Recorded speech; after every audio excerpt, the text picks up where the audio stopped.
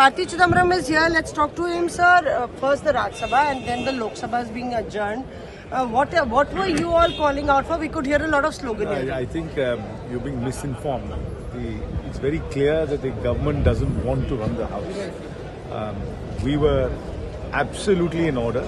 We wanted the House to run, and there was nothing we were raising when the House reconvened at 12. When papers were laid, the Minister, Mr. Rajya, got up and he has said the most outlandish things.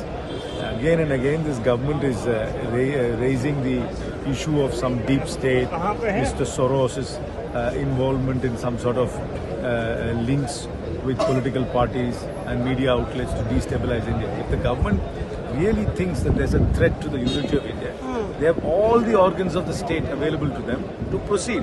They should in fact now issue a red corner notice through Interpol on Mr. Soros if they think that Mr. Soros is now destabilizing this nation.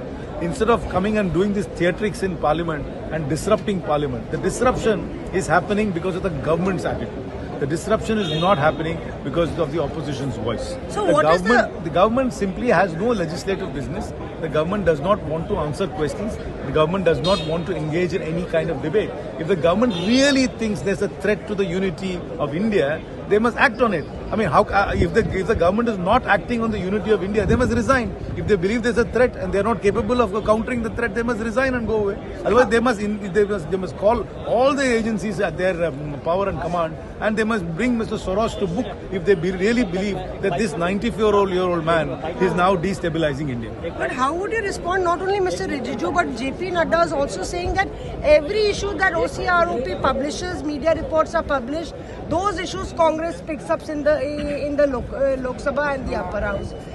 Those disruptions are made on the same reports, media reports. So it's also Mr. Nadda There was no disruption on our side today. The Congress party and all the opposition parties wanted the House to function.